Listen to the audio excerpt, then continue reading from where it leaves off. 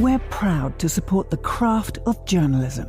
UBS brings you the latest news from around the world with The Globalist on Monocle Radio. Be part of an international network that brings together leading insights, research and technology across 24 time zones and 12 key financial hubs, with you at the center of it all. UBS.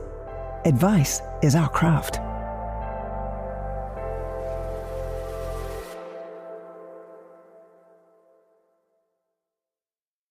You're listening to The Globalist, first broadcast on the 25th of June 2025 on Monocle Radio.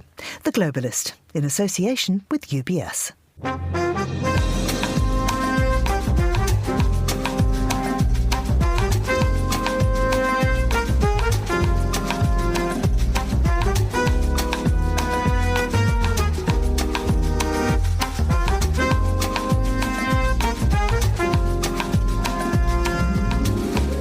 This is The Globalist, broadcasting to you live from Midori House in London. I'm Georgina Godwin.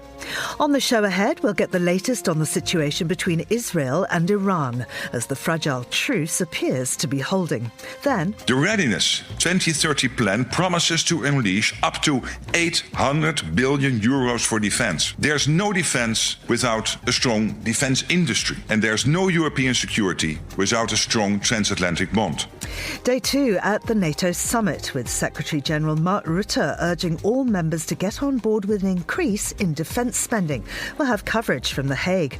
We'll have a roundup of the papers, and then we'll take you to Rotterdam for the inaugural Swimmable Cities Summit. Plus, the city that never sleeps just had another sleepless night. While neither of the two frontrunners in the Democratic primary reached a magical 50% mark, there was a winner. And that winner is Zoran Mamdani, who's declared victory after the favourite, Andrew Cuomo, conceded. There'll be more from our correspondent in the city. We'll hear about a meeting between the leaders of Singapore and China, marking 35 years of diplomatic ties between the nations. We'll have a roundup of aviation news, and then we'll meet Lineker, one of the biggest Brazilian music stars of the moment. That's all ahead here on The Globalist, live from London.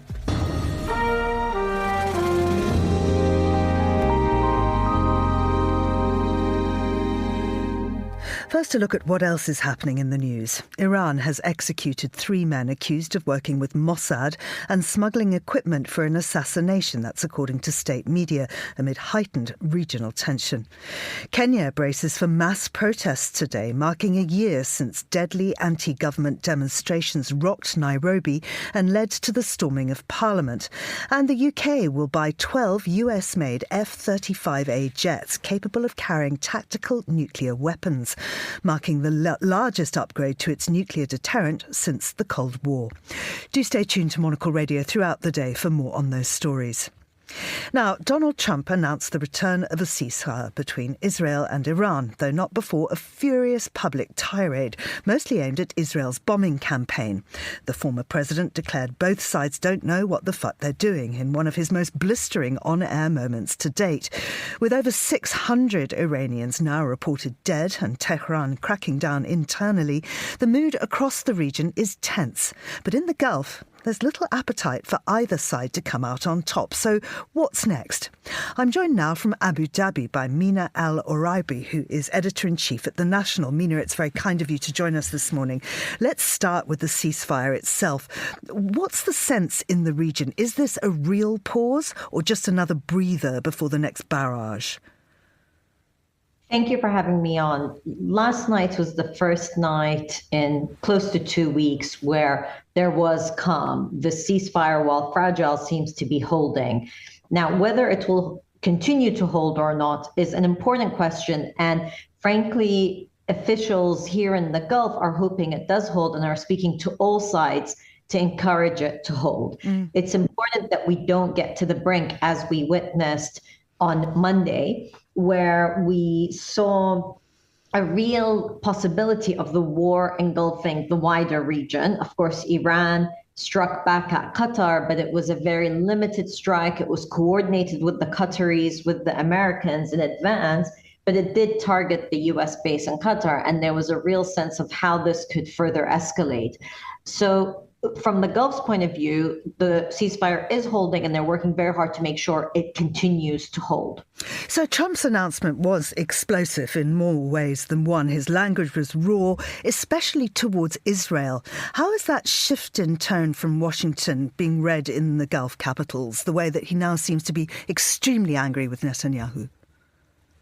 I think there's relief that the United States is being more forward on these issues. Traditionally, the United States has always been actively supportive of Israel, even when Israel was acting against the interests of even the United States. So it was refreshing to see that this administration is very serious, that they can't cross another line, despite the fact that, of course, the United States did help Israel by going ahead and entering the war and striking the Iranian nuclear facilities over the weekend. But there is a sense that even when President Donald Trump, of course, came to the region only a few weeks ago, this is his manner. He's very straightforward, and people find that refreshing to deal with, even though there is, of course, a heightened sense of unpredictability. So while he has taken this position now, that may change in a few hours. And so people, while they feel relieved that he is on top of the issue and is very vocal in criticizing anyone that may break the ceasefire, they're also concerned that this may not continue to be the case. So it's really important to build up on what has already happened in terms of calling for a ceasefire and calling those who may break the ceasefire accountable. Just picking up on what you said about the nuclear facilities being attacked and, in Trump's words, obliterated, there are now media reports quoting US intelligence saying that Iran's nuclear capability has not been badly damaged, probably set back by only a few months. Israel's media puts that time span at a few years. In the Gulf, is there any clarity on this?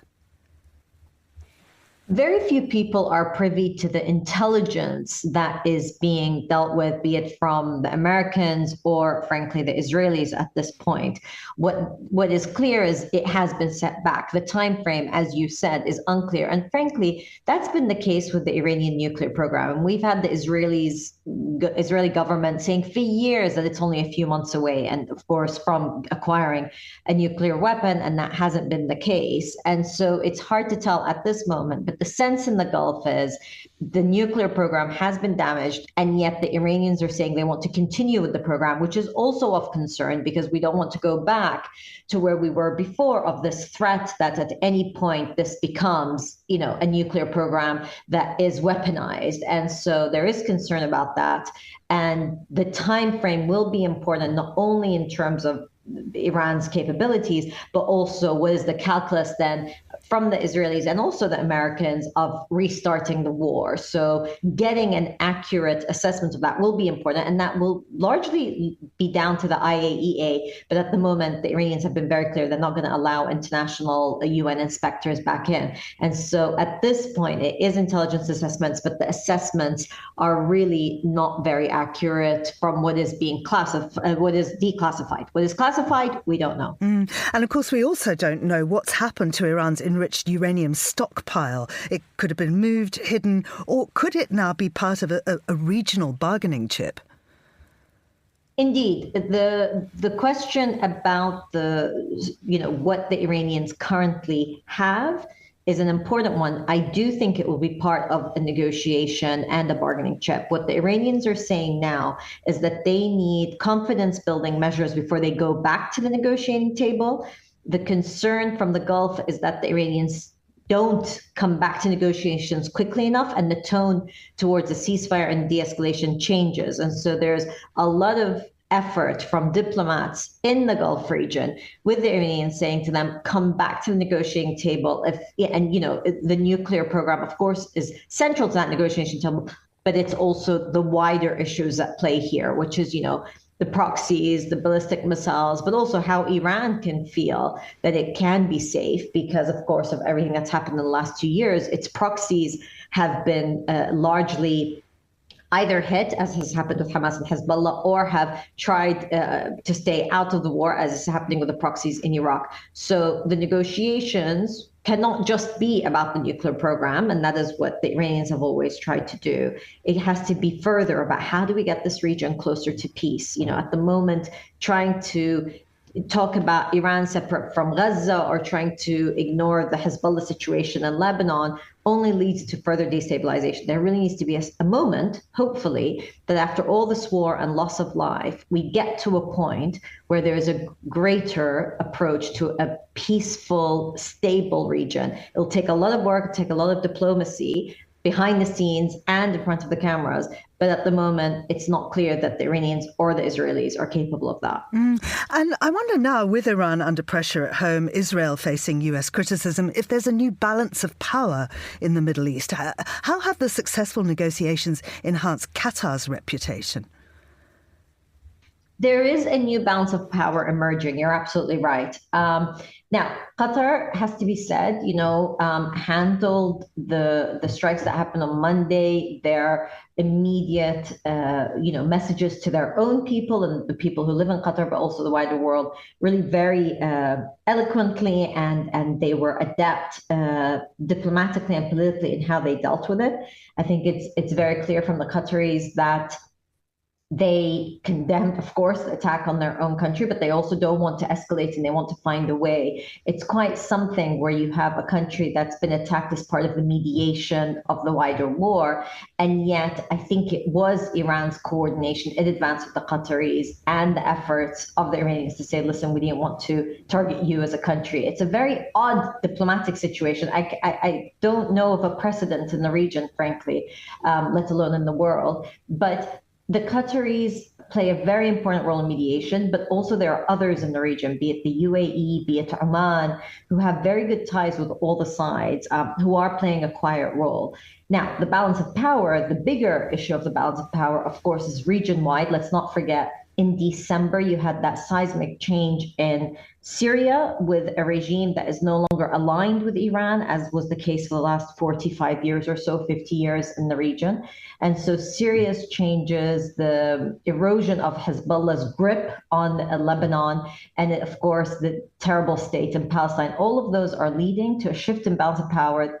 The dust hasn't yet settled. Israel militarily is appearing even more superior, particularly because of its intelligence capabilities.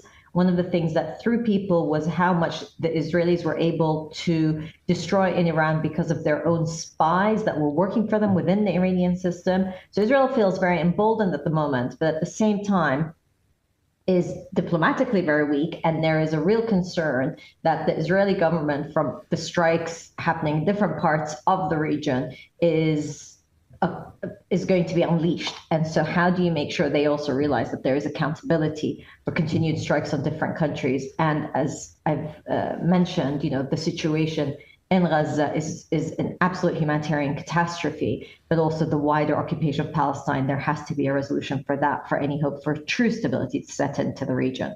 So all of that plays out into the balance of power that is emerging in the Middle East. Mina, thank you very much indeed. Mina Al-Orabi, Editor-in-Chief at The National in Abu Dhabi there. This is The Globalist.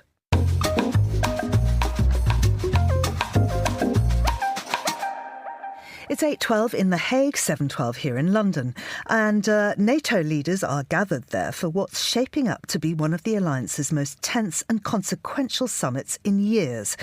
US President Donald Trump has blown the doors off the usual diplomatic script, demanding allies raise defence spending to 5% of GDP by 2035. NATO Chief Mark Rutte says all 32 members have agreed, though the target includes a broader definition of security and gives some countries wiggle room. The question now, can NATO hold its line in the face of Trump's unpredictability? And what does all this mean for Ukraine? Well, I'm joined from The Hague now by Latika Burke, who's a journalist and an expert on geopolitics and a regular Monocle Radio voice. Latika, good morning to you. Let's start with that 5% pledge. Rutte says every member's signed up, but the fine print shows it includes broader security spending and some built-in flexibility. So how real is this commitment? It's real to an extent. The real core promise will be around 3.5% that NATO allies should today pledge to spend on their defences. And that is a substantial and real increase from 2% of GDP that was agreed in Wales. And don't forget, a lot of countries never even met that target on time. So this is now an acceleration of getting to a higher spend. The 5% includes 1.5% extra that can be spent on basically, Georgina, all manner of things. It's badged under defence-related infrastructure, and that could mean anything like disaster resilience programs. It could mean anything like upgrading roads so they can carry tanks and bigger trucks and things like this. So there's a lot of wiggle room. There's a lot of creative accounting. And so people shouldn't necessarily believe that 5% figure. What they should be looking at, and what the new NATO language actually will focus on, and I think is probably a bit more real, is the idea of capability targets. And this means that in 2029, NATO is going to go back to all the NATO countries and say, okay, open your books. Let's have a look at what you have spent on defence. Does it mean, A, we've increased things like our air defences fivefold, which is one of the targets? Now, the rest of these capabilities are classified, so we in the public won't be able to keep the NATO members accountable. But the idea is that NATO itself will be able to keep the member states accountable. So there's a lot that could go wrong in that, but that is basically the line that they need to get all these member states to in order to try and keep the Americans on side in NATO and make two specific declarations. And really what everyone should be looking for at the NATO summit today is, of course, what Donald Trump says. And there are two particular things that they are trying to extract from Donald Trump. One is a commitment to Article 5. This is the inherent central cause or reason of NATO. And this is the idea that an attack on one member state shall be considered as an attack on all. Now, ideally, that would lead to a joint response, but it doesn't actually have to under NATO's constitution. And the second thing they'll all be wanting Donald Trump to do is declare that Russia poses a threat to transatlantic security, not just European security. So you can see there's actually a lot at stake if they don't do their bit to keep Trump on board. Having said all that, Georgina, it's entirely possible that NATO members could make these declarations to increase their spending to 3.5% with that extra fudge of 1.5%, and Donald Trump still might do Donald Trump and say whatever.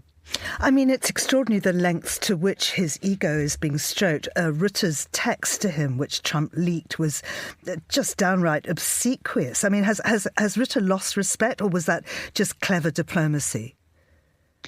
It's a bit of both. There's no doubt that what Rutte said in these messages, and there's two key lines in particular, will upset his European counterparts. The first is when he declared that no one in Europe would have dared done what the Trump administration did in Iran over the weekend. Now, that's very controversial. Not only are the Middle East politics so sensitive, as your former guest was outlining, but also because there's a strong viewpoint that the US violated international law. Now, this is something Rutte himself rejected when we asked him about this at his press conference on Tuesday ahead of the summit opening. Sorry, on Monday ahead of the summit opening. He was very strong in this, actually, and repudiated questions from Al Jazeera asking if this had made NATO incapable now of declaring that Russia had violated international law because the US had gone and bombed another country. So this is very, very sensitive politics for Rutte to have waded into like this. Obviously, he never thought that Trump would release these private text messages. But when you're dealing with President Trump, and I spoke to the office of another world leader yesterday, they said to me very emphatically, we would never text Trump something like this. We would never really text Trump. We only ever speak because we all know this is the risk. The second part that was really troubling in those messages, if you're a European, was essentially Rutte saying, you've won big, you're the man, you convinced Europe to spend this 5%, we've done it, it's all you. Now, that's a very different message to what Rutte says in Europe. He says things like, it's Putin, you've all got to rearm because Putin could invade. We've heard these German intelligence warnings that Putin could be on the precipice of launching a test against NATO to see if Article 5 really is going to hold under the Trump administration, possibly within 5 years.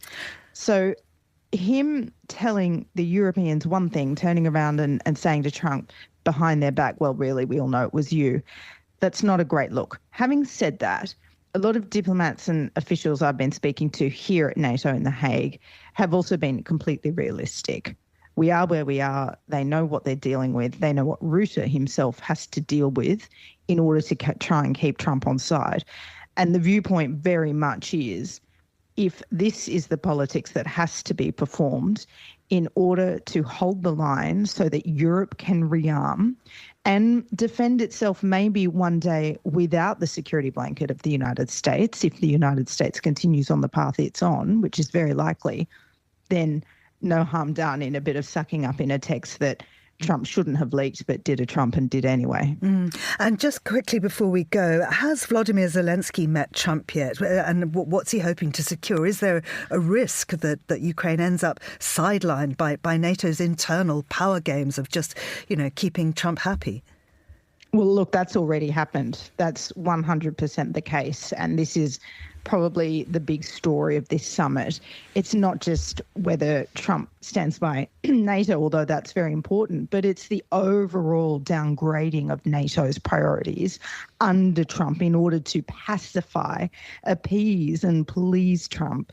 And what we are seeing is a huge downgrading. I mean, the reason I'm here is I'm covering this for my Australian newspaper, The Nightly. We are Indo-Pacific 4 partners. So that's Japan, Korea, New Zealand, Australia. They're invited every year at the leader level for the last 4 years. Now, this year, only New Zealand's leader, Christopher Luxon, showed up. And the IP4 would seem to be on life support itself. The EU is not here today. Ursula von der Leyen, the EU Commission President, was here yesterday to hold some bilaterals with Zelensky and Rutte, but she won't be here today. The partners are downgraded out of this NATO agenda. There's going to be a very, very short meeting time between the allied leaders, the members of the 32, and they will not be wanting to discuss Ukraine. This is per the Trump administration's wishes that Rutte has acquiesced to. And so what they will be targeting is defence spending. And this is all, of course, within the Trump narrative, as we've seen from Rutte's text. It's you, Trump, that's made NATO and saved it. Now, it's possible that that's still the case. In the long term, if Europe rearms, that's a good thing. But in the short term, we do have a very risky situation now where the priority is being made clear by the Trump administration that Ukraine's future is not in NATO. And by the way, some European countries think that too. So it's not just Trump that's alone there. But overall, the NATO messaging on Ukraine is also very clear. Volodymyr Zelensky was invited to a dinner last night. That was it. He won't be at the sessions. There's no dedicated Ukraine session, unlike other previous NATOs. So yes, I think this is absolutely, to your question, a big concern. And it's certainly a concern if you go to Eastern and Central European quarters. The Estonians, the Latvians, the Lithuanians, those who have always been warning that Putin was going to try and broaden his aims across Europe and have been vindicated by the full-scale invasion of 2022. They are the ones saying, okay, we have to rearm, and not to this timetable and not to these fudges that NATO is agreeing to appease Western and Southern Europe. We have to do it fast. And by the way, Ukraine needs a place at the table. Again, they feel they're being ignored. And last time they were ignored, they turned out to be right.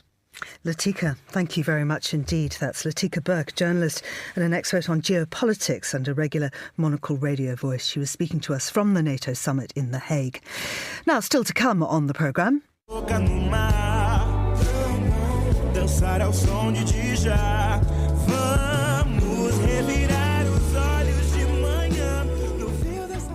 That's the sound of Lineker. We'll meet the Brazilian star. This is The Globalist. Each of us has a craft, a calling that inspires us. Whether it's how a coffee is brewed, a chair is built, or how money is looked after. There's a love for the work, a care that compels you forward. For us at UBS, it's about designing a unique outcome for you. Because whatever your craft may be, Ours is built around helping you succeed. UBS. Banking is our craft.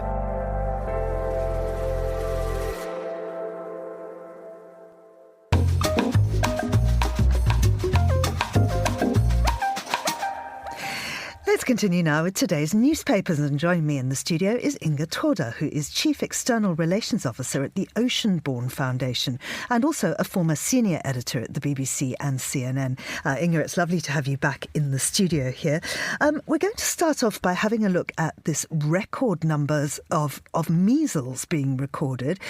This is because vaccine rates have dropped, and of course we can trace this back to any number of origins. We can. So this new study in The Lancet has said that since 2020, global vaccinations have stagnated. And as you mentioned, measles being one of the diseases that's on the rise. I mean, the UK has seen, for example, its largest measles outbreak since the 1990s. And we're even getting infant deaths from whooping cough, something we didn't hear about decades ago. So, and in the Americas as well, measles cases have surged, I think, 11-fold since early 2025. So this is really a huge concern because at the moment there's about just under 16 million children who are missing out on critical vaccinations like diphtheria, tetanus, whooping cough and measles, as we talked about. And interestingly, half of those children are in just 8 countries. So it shows the geographical sort of divide. Nigeria, India, Democratic Republic of Congo, Ethiopia, Somalia, Sudan, Indonesia and Brazil are the 6 countries that are accounting for half of those 16 million children missing it. You talked about the factors. I think there's mainly 3 that they mention are COVID, number 1. The vaccinations really dropped after that. Misinformation, and then, of course, the dip in international aid, which is going to cause even further deterioration in this field. And of course, in the West, there are a number of people who just won't do it because of misinformation. Yeah, that's correct. It definitely has played a big part. We all remember the MMR sort of controversy a few years ago, which had rarely been discredited. But now the misinformation, especially after COVID, has re-emerged that this is not good for children. Although we know, it has been shown that the success of vaccination, it was actually one of the biggest success stories because since sort of global vaccination started in the early 70s, it had prevented more than 150 million deaths and more than 4 billion children had been vaccinated. So there is clear evidence that vaccinations work. And yet misinformation seems to creep in all too regularly, resulting in where we are now. Let's go to The Guardian now and this article on the 16 tipping points of climate and how we communicate them. Yeah, it's interesting because we hear quite a bit about the science of climate, and it's often very complicated. It's confusing to people. So this interview with Genevieve Gunther sort of interested me because we don't talk a lot about how we communicate this to people and where it is. And it was actually interesting to me, and why this sort of caught my attention is that we are now in London Climate Week, one of the biggest sort of climate events there is, and you can hardly see anything about it anywhere. So the question is, are we actually, communicating outside the bubble of the climate space? And I think that she raises those points very well. The sort of complacency that we have around certain misinformation, and she raised a few of them that were quite interesting. For one example is that we can kind of spend our way out of it. If we just increase the wealth, we'll be fine. Obviously, that is not the case. We can see that there's problems everywhere. I mean, we've been having heat waves here in London and in New York. They're suffering right now as well. So that's clearly not the case. Then there's this sort of impending doomerism that we're all going to die tomorrow, which is obviously not the case either. So there is all this misinformation is out there, and it sort of fuels the narrative very much. So what she's kind of encouraging, which I think is interesting, is that we can take this despair and this anxiety around climate and turn it into a collective action, which is what we need right now, because we still have a chance to reverse where we are, or at least restore a little bit of the ground we've lost. But we have to sort of move quickly. And talking about this sort of paralysis-inducing doomerism, and that and then on the other spectrum to talk about that tech or wealth is going to save us is an unhelpful narrative. Absolutely. Happy story. Yes, we need those as well. This is about killer whales. Yeah, it's we rarely hear stories about marine mammals using tools. So this was a very interesting sort of study that showed that killer whales basically take kelp and then they put them on their backs and then find another partner and then rub themselves with it. Now, the hypothesis is that this is because it's for skincare, which is an interesting one, but also for social interaction. And what made this very special is that they're not just using tools, because we've seen that in some marine animals like dolphins and octopuses, but they are actually modifying them. So they're cutting off the stalk of the kelp and just using the sort of tip of it to do this. So they're actually thinking about how best to use the tools, which is unusual. But we keep learning about these amazing animals and what they do and their behaviors all the time, and just how sort of sentient they really are. But I did find it interesting that killer whales care about skincare. That's great, but also that they were cooperating with each other. And that sort of comes off the back of the story where at one point they were using kelp or other seaweed as hats. It seemed to be a fashion fad. Yeah. They kept being photographed in different parts of the ocean wearing different bits of seaweed. I know. And we don't know why they do that. And that's the sort of interesting thing, is that we're really just hypothesizing about all of it all the time. But yeah, I mean, I think that we greatly underestimate the intelligence of these animals, and starting to learn a little bit more about them will hopefully help with that. Absolutely. Inga, thank you very much indeed. That's Inga Tordor, who's Chief External Relations Officer at the Oceanborn Foundation and a former senior editor at the BBC and CNN. This is The Globalist on Monocle Radio.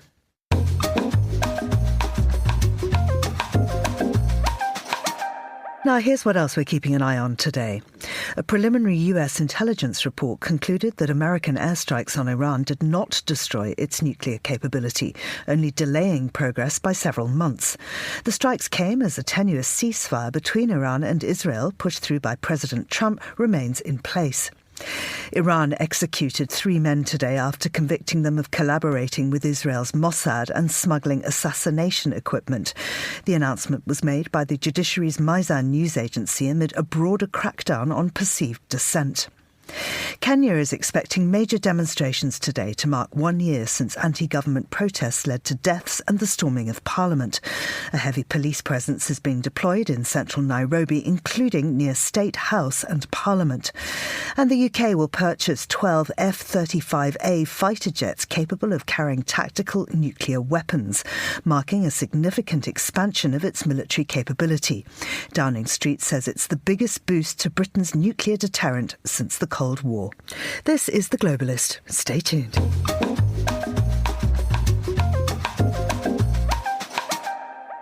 Now for a look behind the headlines. Here's Monocle's senior foreign correspondent Carlotta Rebello on the recent inaugural Swimmable Cities Summit in Rotterdam.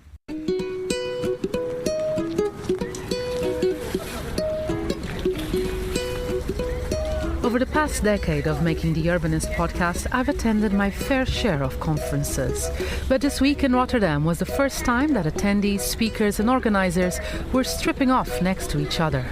No, it wasn't that kind of event, but rather the inaugural Swimmable City Summit, which opened with a splash in the Rheinhaven, one of the oldest ports on the Nieuwe Maas River that has been transformed into a floating public square. Over 3 days, some 200 people from 30 different nations came together to discuss how swimming leads to better quality of life and greater cities.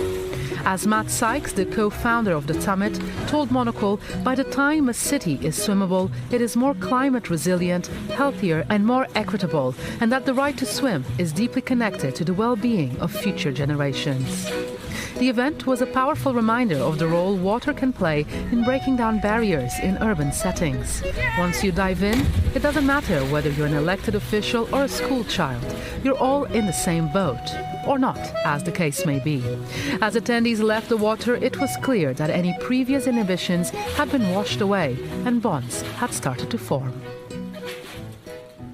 Monocle's senior foreign correspondent Carlotta Rebello there with that report. And for more from Monocle's editors and correspondents around the world, do sign up for our free daily newsletter, The Monocle Minute, at monocle.com/minute.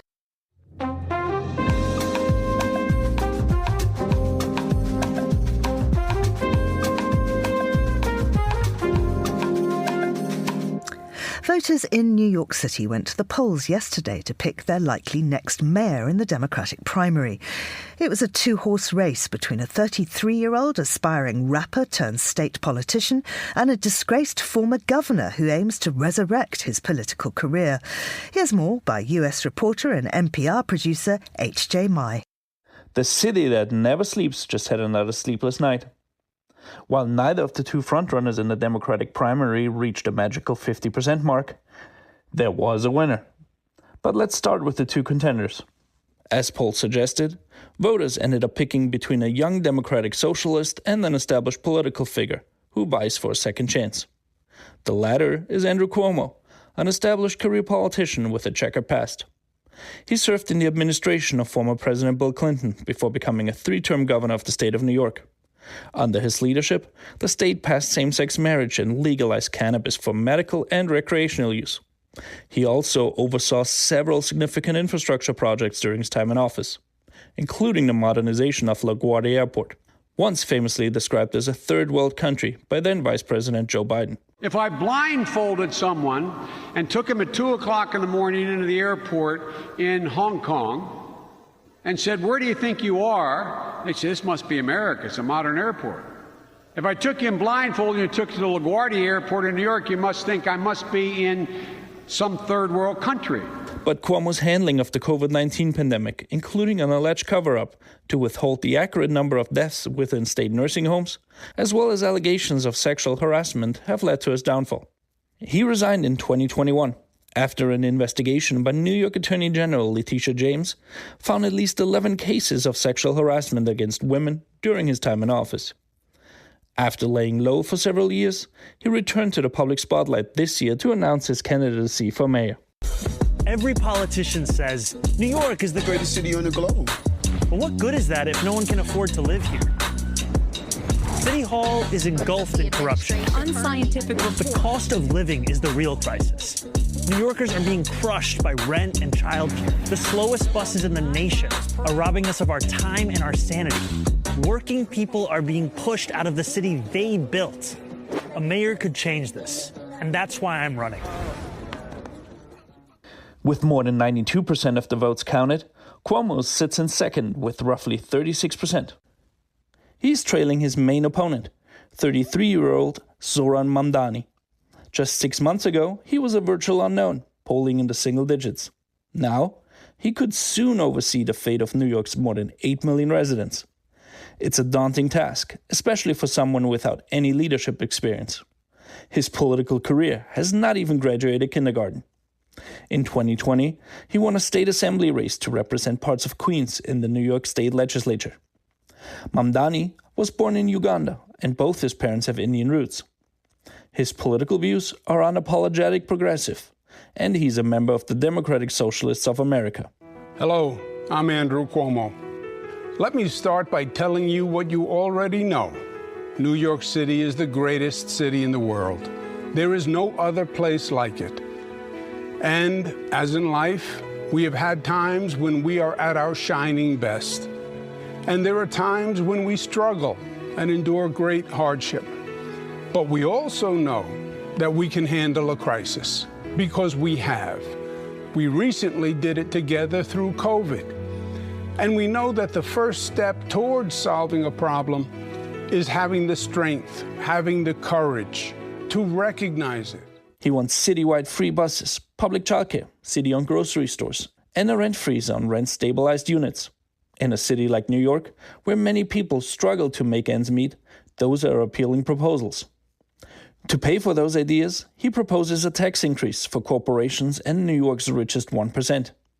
He has secured the endorsements of other progressive politicians, like Democratic Congresswoman Alexandria Ocasio-Cortez or Independent Senator Bernie Sanders. Opponents have called Mamdani an anti-Semite and public menace. His views on the state of Israel and his use of the phrase globalize the intifada have drawn backlash. He has defended his remarks, saying he condemns any calls for violence, and he is simply standing up for Palestinian rights. Should Mamdani hold on to his lead after the ranked choice tallies are tabulated, he could become the city's first Muslim mayor. At this point, he leads Cuomo by roughly 7 points, with 43% of the vote. New Yorkers have made it clear that affordability and public safety are their top issues. Cuomo, like Mamdani, is focused on affordability. He has garnered the endorsements of ex-President Clinton, former New York Mayor Michael Bloomberg, and several blue-collar unions. But trailing by more than 7 points and with no real path to victory, Cuomo conceded to Mamdani shortly after 10 p.m. local time. Cuomo might still run in November's general election as an independent. It's something his campaign announced last month. For the Democratic Party, the outcome of the New York primary could have a lasting impact, as it is a win for progressive ideas. For Monocle Radio, I'm H.J. Meyer in Washington. And apparently that victory party in New York is still ongoing. You're with Monocle Radio.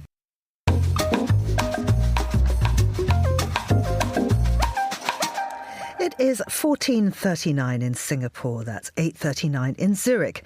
Singapore Prime Minister Lawrence Wong visited China from the 22nd to the 26th of June, meeting with President Xi Jinping and Premier Li Qiang. The visit marks 35 years of diplomatic ties between the nations, with agreements reached on expanding cooperation in the digital economy and clean energy. While Singapore won't impose retaliatory tariffs against the US, its trade-dependent economy faces indirect impacts from US-China tensions. Well, I'm joined now by Dylan Lowe, who's Assistant Professor at Nanyang Technological University in Singapore. Dylan, many thanks for coming on the show. What are the most significant outcomes from PM Wong's recent visit to China? Thank you for having me. I think one of the most significant outcome actually is the visit itself, having that FaceTime and opportunity to build rapport and just speak face-to-face in his new role as Prime Minister. In many ways, this is highly symbolic, but also quite consequential because it is Singapore's Prime Minister's first visit outside of ASEAN. It is a good way to also induct a couple of his new team so that they can also build that relationship with their counterparts. So Acting Minister Jeffrey Xiao, Senior Parliamentary Secretary Syed Harun is part of the delegation. So to me, I think that in itself is very significant. There are a few agreements already signed, for example, a Singapore-China over-the-counter bond market arrangement, a letter of intent between Singapore's Ministry of Foreign Affairs and the International Development Cooperation Agency of China to give training to ASEAN and Timor-Leste, and some legal talent development. But broadly speaking, I think to me, the biggest takeaway here is just having that meeting, that FaceTime, that private conversations that can hopefully increase rapport and build trust. How is Singapore's economy being affected by the US-China trade war? And why has Singapore chosen not to impose retaliatory tariffs? Singapore's economy is famously open. Trade to GDP ratio is one of the highest in the world, at 300% for the trade to GDP ratio, because we are one of the most open economies. So we are negatively affected in several ways. It dampens business confidence, prices rise because simply the cost of producing and doing business is higher. There is a less favorable external economic environment and supply chain uncertainties. So all of these, especially in the context of a recovery that was uneven after COVID-19, would mean that Singapore feels the effect, the knock-on effects of the trade war very clearly. Now, why has Singapore chosen not to impose retaliatory tariffs? There are several reasons. First, it would not really make sense for us to impose retaliatory tariffs because we are not that significant of a market in terms of American goods. And if we do that, it will not amount to anything tangible. But more importantly, would be our principles. Our whole economic ethos is built on free, open trading systems with very low or zero possible barriers. We also believe in WTO rules that prevent unilateral raising of imposition of tariffs as well. So it would really go against our own principles if we do that. And finally, I think there's that geopolitical angle. We do not want to further climb the escalation ladder. And it's really worth remembering that the US actually enjoys a trade surplus with Singapore. And just to end, obviously this is then a meaningful and an important relationship, particularly for Singapore. But is this type of bilateral cooperation sustainable while US-China tensions continue? Right. That's one of the most important questions to consider, and I'm sure our policymakers are thinking of. Yes, it is possible. I think for small countries like Singapore, all the more we need to deepen our relations with major powers. Of course, there's a fine line in swinging towards being dependent and towards being too reliant on either US or China. But Singapore's approach has always been very pragmatic. I think we can recognize that the external environment is getting more challenging, especially when we have very good relationship and very good accounts with both US and China. But we have a long-standing tradition of cooperation with China and institutionalized engagement. And in international relations, institutions tend to be durable and sticky. Our various engagements with China is very sticky. Our 3 government-to-government project, the Joint Council for Bilateral Cooperation, Singapore-China Forum, Singapore-China Social Governance. These are truly unique platforms that allows Singapore's and Chinese leaders to meet regularly, institutionalized. So there's no reason to think why these sorts of intense, deep bilateral cooperation cannot continue. Dylan, thank you very much indeed. That's Dylan Low there, who's Assistant Professor at Nanyang Technological University in Singapore. This is The Globalist on Monocle Radio. IQ, EQ and AI. 3 components key to the craft of innovation at UBS. Because to stay ahead in a rapidly evolving age, you need a partner with decades of experience, endless passion for the work, and a finger on the pulse of leading technologies, bridging human expertise with artificial intelligence, all to elevate you. UBS. Banking is our craft.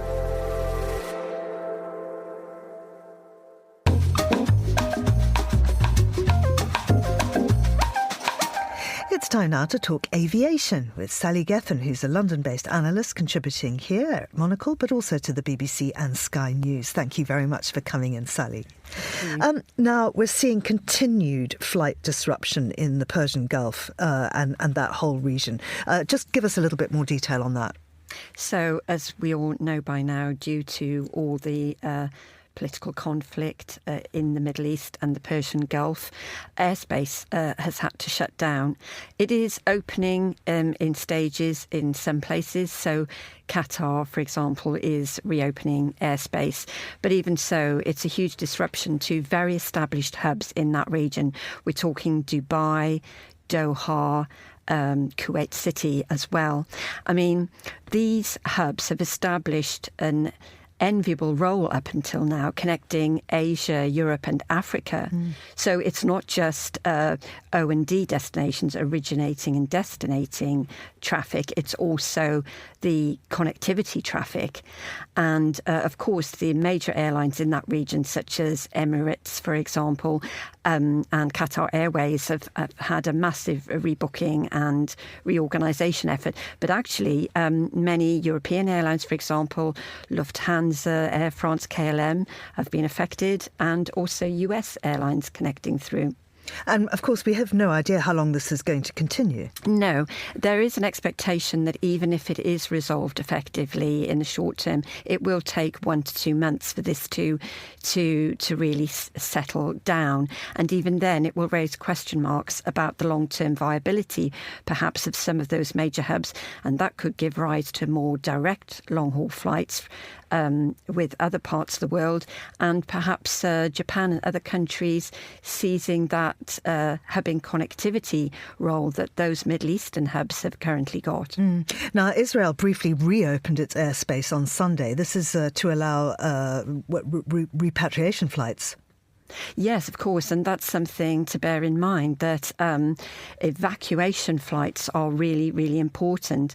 But even so, it's really restricted in terms of the normal commercial operations. And of course, Russian and Ukrainian airspace is all also closed. That's been a long-standing situation going back years now, since the start of that outbreak. And there was a ban on either side. Europe banned Russian direct flights and Russia banned the opposite. And of course, that's caused a lot of international carriers additional costs. It's given the advantage to China, actually, with being able to operate more direct flights and extended flying times for European carriers taking their passengers around that region. I mean, the upshot of all of this for passengers in the long term is higher airfares, oil prices spiking, higher fuel costs for airlines. It will be passed on to passengers' ticket prices.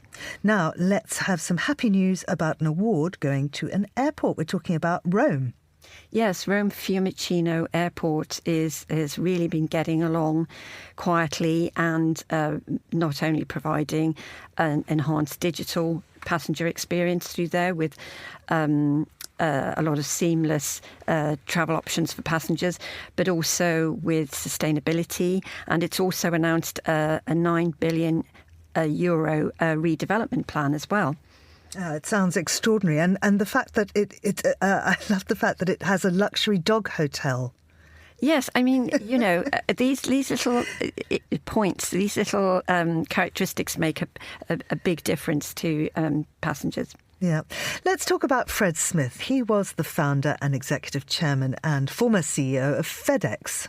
He's died. What a phenomenal human being, really. I mean, they don't make them like that anymore, because he actually was a decorated war hero. He got the Purple Heart when he started out, and also a Yale graduate. And it was at that time, when he was a graduate, he conceived the idea for overnight express deliveries. He basically invented that whole concept, and FedEx today is now the largest courier express global transport company. And he was a thoroughly good chap all round, by all accounts. He was a very relatable human being, as well as a fantastic entrepreneur. How will his passing affect the running of the company? So he had I wouldn't say sedentary role, but he was executive chairman, so he wasn't as hands-on as he had been. So it shouldn't affect the way it runs day to day. But yeah, obviously there could be some changes ahead. And finally, the Sky Team Alliance celebrates its 25th birthday. Tell us more. Yes, so this is one of the early airline alliances, and formed from a small core of airlines, Delta, Air France, and has really grown to 18 airlines today. It really has been a pioneer in establishing not only mutual partnerships amongst the airlines and shared routes, shared connectivity, but also for passengers, making it much easier for ticketing reasons. And also they have their Sky Priority lounges, and still going very well today, very established. I myself, later on, am going to the Business Travel Show here in London at Excel, and I'm fully expecting to meet with the Sky Team Alliance, and who have benefited business and leisure passengers alike. Well, do wish them a happy birthday from us. Sally Gethin, thank you very much indeed. Sally's a London-based aviation analyst. You're listening to The Globalist on Monocle Radio.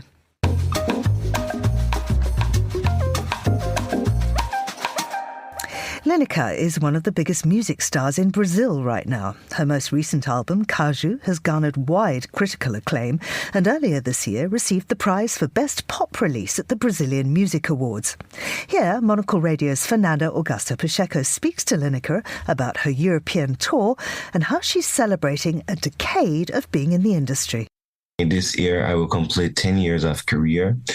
I've been so patient with myself, given a step by step, and not rushing myself and not trying to get to some point that I was not prepared yet. And I think that the success of Caju came with this piece that I found and I work inside myself. Being an independent musician in Brazil, being a trans person in Brazil, doing what I do, give to my country and receive all this kind of energy too, is not easy. So in all this journey doing music, I had to be patient with myself, and I have to understand exactly what I need now, what I want to go, what I don't want to go now, what I don't want to do now. And I think that know how to choose was helped me to have the success that I've been having now with Caju. And it is a very, very good production album. We work hard, we work a lot. We choose every particular thing of the project.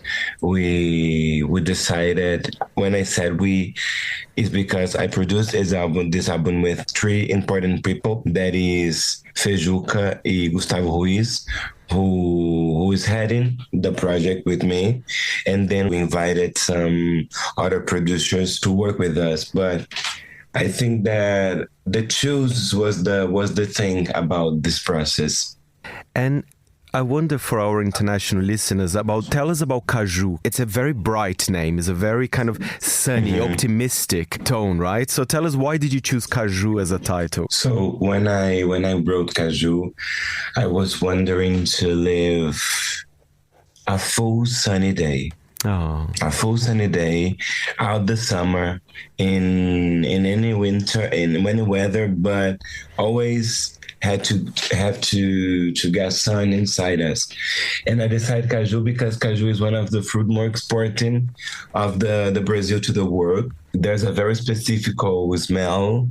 There's a very specific taste.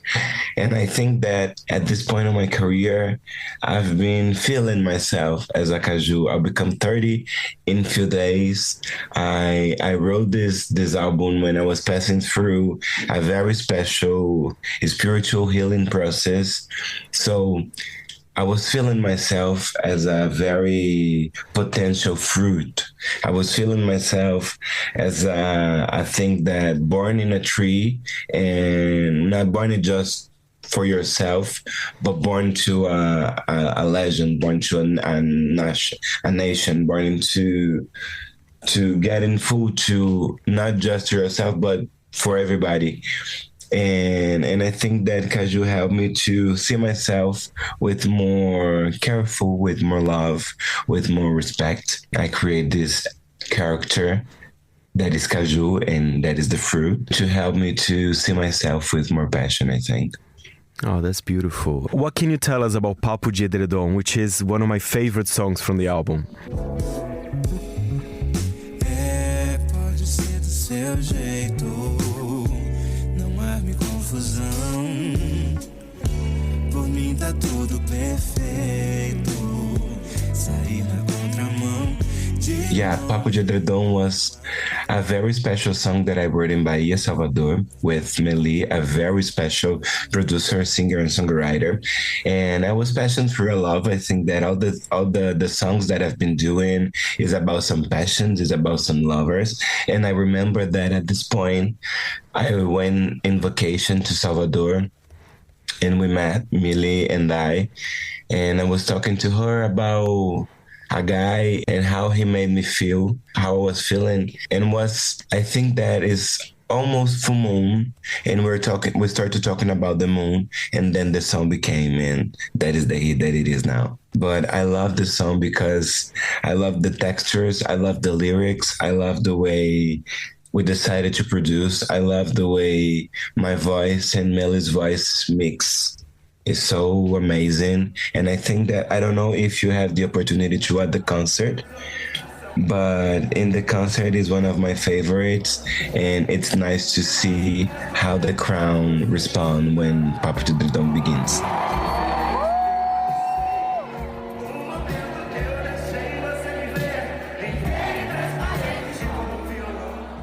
And that was the Brazilian music artist Lineker there, speaking to Monocle Radio's Fernando Augusto Pacheco.